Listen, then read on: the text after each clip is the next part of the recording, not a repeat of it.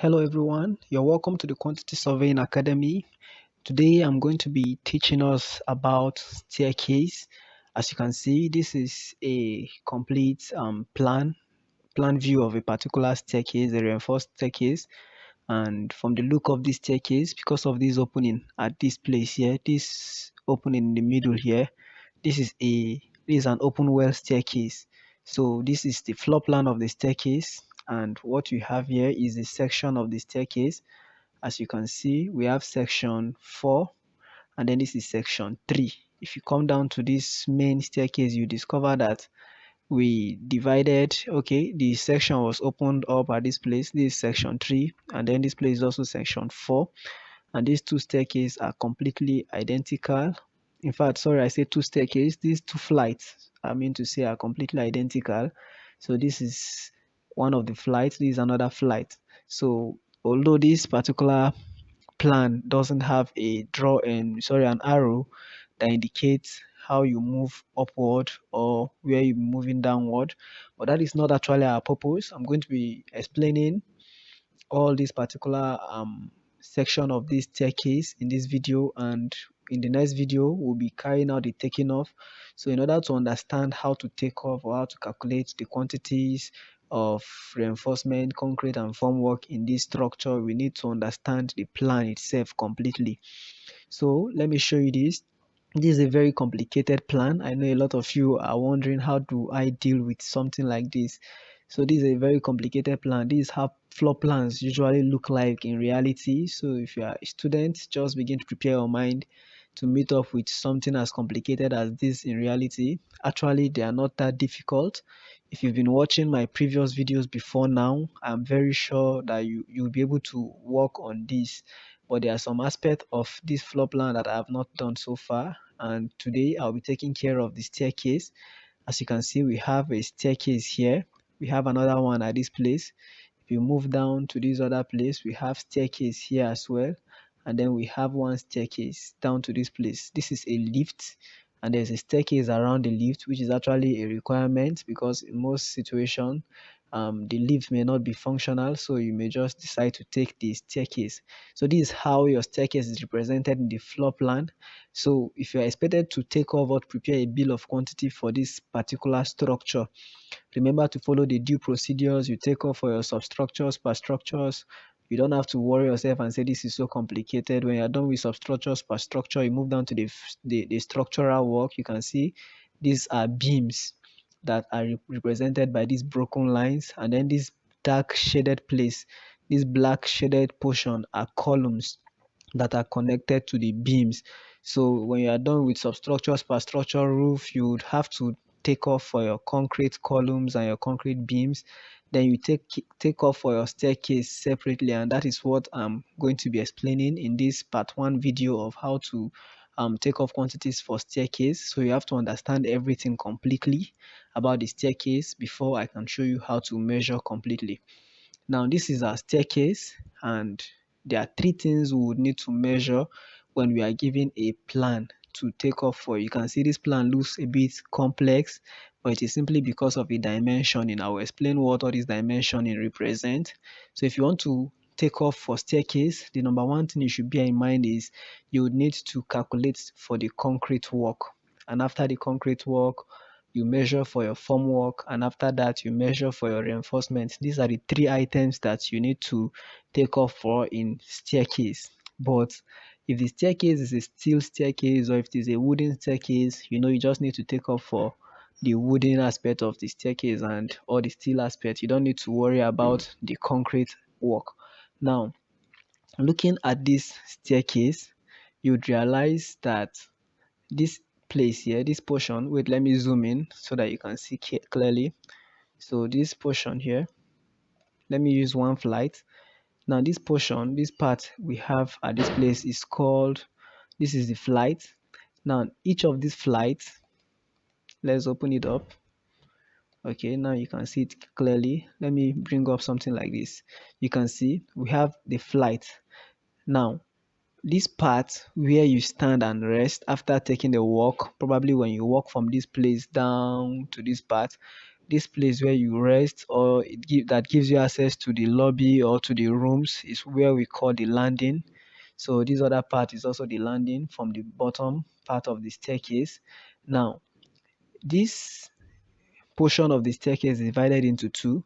We have the flight, which comprises of this place here called the thread, and this vertical aspect called the riser. So the vertical aspect is the riser, the horizontal is the thread. Now below this section, from this point here, from the base, the bottom base of the staircase of the flight, down to the point where this triangular flight forms, is what we refer to as the waist. So when you're taking off quantities for the concrete work of a staircase, you have to measure for the waist, you measure for the landing. This is the landing, from this point here down to the place where the landing stops. That's the landing. Then from this point here, the flight stops in this last triangle. This other one is part of the landing at the top. So from this point moving downward is the landing. So when you want to measure, you measure for the landing, you measure for the waist, then you measure for this triangular flight, which is made up by your thread and your risers.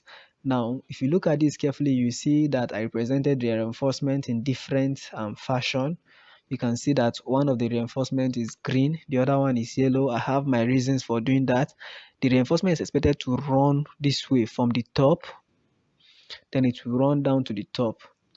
Then the one that runs from the bottom here would now run down to the bottom here.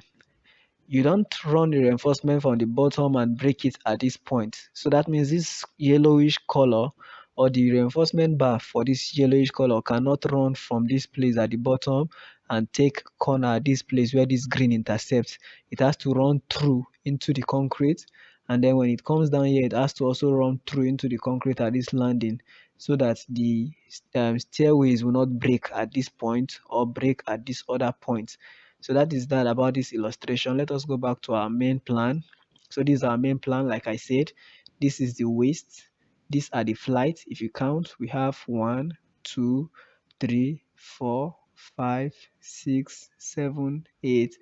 We have 9 flights, and that is why it is written here that we have 9 threads. Because if you look at these horizontal parts, there are 9. This last one here is not always included in the calculation or in the counting, because this last one here forms part of your landing. So this is one landing. This is another landing that is connected to a beam. This is a beam underneath it. So take note of that. We have 9 threads at 300 center to center. That simply means that the length of one thread from this point to this point is 300. From this point to this point is 300. From this point to this point. So the length of each landing of each thread, sorry, I said landing of each thread, is 300 mm, and if you multiply this 300 by 9, it will give you a total of 2700 mm, meaning from the beginning of this thread to this last thread here will give you a dimension of 2700. This is important because we'll be needing it for our calculation.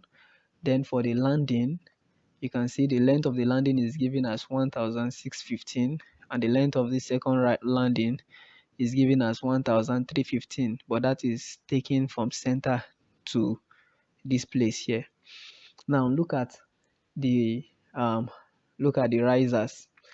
The risers are 10 in numbers. You can see it written here, 10 risers. So the risers are 10 in numbers, and they are at 180 mm center to center, meaning the height of one riser from here to here is 180. From this point to this point is 180. So the height of one riser is 180. These are your risers. They are all 180, and they are 10 in number. You can count 1, 2, 3, 4, 5, 6, 7, 8, 9, 10. It also includes this riser, this landing. So the riser include that of the landing, but the thread does not include that of the landing. So take note of that. But when we are doing our calculation proper, I'll explain more on that. So now we know that this vertical aspect is our riser, and it is 180 center to center. So if you multiply it by 10, you get the entire height from here to here as 1800. While our thread are 9 in numbers and they are 300 long. For the second section, now we need to look at the reinforcement. I know a lot of people will be thinking, how do I calculate the reinforcement from this particular plan? Look at how complicated, a lot of arrows showing up here and there. What do I do with this? This is the plan of the staircase.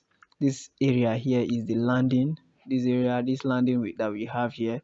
So this area here is the landing, and this is also the landing from the bottom part of the staircase. So you don't need to get yourself worked up. These are all these are all details of the reinforcement that is used in this. So normally in school, when you're a student, you don't frequently get a detailed staircase like this. Sometimes you end up calculating the quantity of reinforcement by yourself, and if you don't do that by yourself, you may be given a reinforcement schedule. And if you are given a reinforcement schedule, I think that is very easy for you to work on your exams or your test and do so well in it. But in real life, you end up seeing something like this. It's either you're given a structural design like this, or you may be given a schedule, a reinforcement schedule. And if you're given a reinforcement schedule, that is very, very much easy for you to handle during your taking off. So if you are working on a project, I think it will be very much better for you to have a reinforcement schedule.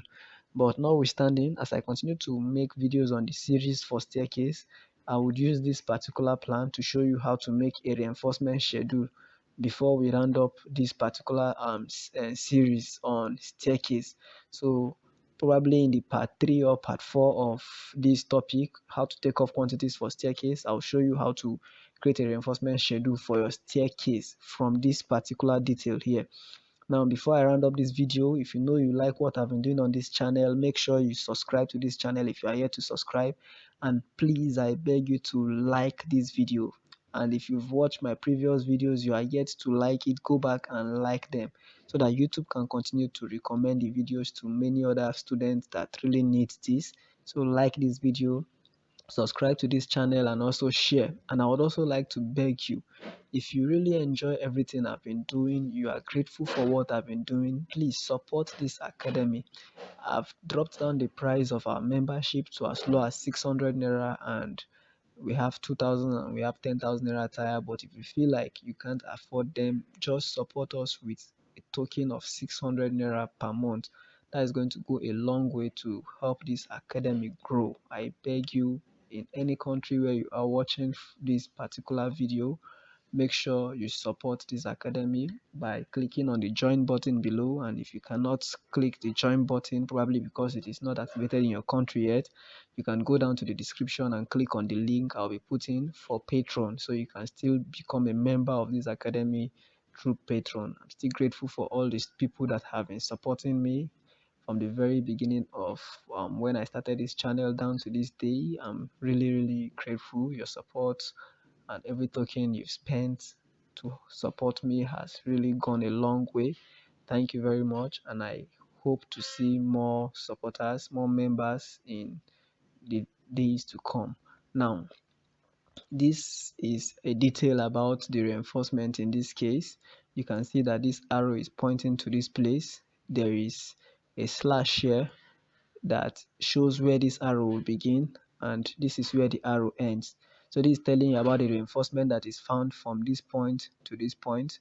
We have another one that will be found from this point to this point. The same thing goes from this point to this point. You see, you can trace this thick black dotted indication to be able to know where your reinforcement lies. So like this one, you see, it's traced to this dot here, and this is where it commences. It starts from here and ends here. Let me still zoom it in so that you can see it clearly. Good. Yeah, you can see now that this particular arrow, this one, for this first one here, the reinforcement starts from here and ends here. This next one also starts from here and ends here. Now look at what it says. 7 numbers simply means we have 7 number of this reinforcement in this area. So it's 7 numbers. Y12 is simply telling you the type of reinforcement, that this is 12 reinforcement bar, high yield reinforcement bar, 12 and then we have 10, which is just the code, the bar coding, which is not really relevant in your calculation. This 200 is telling you the spacing, which is 200 mm center to center. That means each of the reinforcement will be laid horizontally this way, but they will be laid at 200 mm spacing between each other, and there will be 7 number of those reinforcements. So if I want to calculate for my reinforcement bar, all I need to do is to try to get the length from this point to this point. If you notice, this arrow starts a little bit away from the wall, and this one stops a little bit away from the end of the stairwell. That is to tell you that there is concrete cover at this edge and at this edge. So remember, there are 7 numbers of 12 mm reinforcement bar here, and they are placed at 200 mm spacing. The indication of the bars are not shown here. You just only see the dimensioning from here to here. So if I want to calculate my reinforcement bar, I just need to get the length of this reinforcement bar from here to here. When I get the length, I'll multiply it by 7, and that would give me the overall length of the reinforcement bar for this section. This T here indicates top. If you come down to this place, you would see that we have reinforcement bar at the bottom. This is the bottom. Then we have reinforcement bar at the top. You see, we have top, we have bottom. So when you see T in this place, it is telling you that the bar is for the top. When you see B, it is telling you that the bar is for the bottom. And in some cases, you may see T and B telling you top and bottom. So in that case, we have 15 Y10, that is 15 numbers of 10 mm diameter bar at 200 mm spacing, but you have to multiply this one by 2 when you are trying to book. I guess when I start doing the taking off, you would understand better. The reason why we have to multiply by 2 is because it is top and bottom. That means we will have 15 of this type of bar at the top, as you can see, and we would have 15 of this type of bar at the bottom as well. That is why we have T and B, top and bottom. So don't forget, this number, the first number here, is telling you the number of the bars in this structure. The second one here, this one with the Y, is telling you the type of bar you are using. This is the coding, which is not important, and then this is the spacing, which is needed for your description. You know, the spacing and probably this top and this bottom, you need them for your description. So that is that. If you go down, you can still see, you trace this arrow. This one is vertical from this point to this point, and it is going to give you the total vertical bars that are available at this landing. Then we have this one from this point to this point, the total vertical bars that are available around the flight. And you can see, if I want to trace this, let's look for it. Good. See the arrow pointing to this. So it is telling us that we have 15 numbers of Y10 at 200 mm center to center, top and bottom. And that is the description of the entire reinforcement that is going to fit in from this point to this point. You can see that it's only one that is stated vertically here to 1, and then we have one at this place vertically, and then we have one at this top place. So that is that about everything we need to know before we can start our takeoff proper. Let me know your thought about this video and how helpful it has been. You can also leave a comment about any question or anything you do not understand from everything I've shown so far. Don't forget to subscribe to this channel, and don't forget to like this video. You can share it with your friends, with your classmates as well, and make sure you follow everything I'm doing here. You can practice yourself. And for every member that will be joining our 10,000 Naira tier of membership, every week we would be creating a particular question that we'll share with you, and after you're done solving, you can send back to us so that we can assess to see how good you have learned what we've been doing so far. But that is strictly for the third tier of 10,000 Naira. Thank you very much for your time. See you in the next video on staircase calculation. Have a nice day.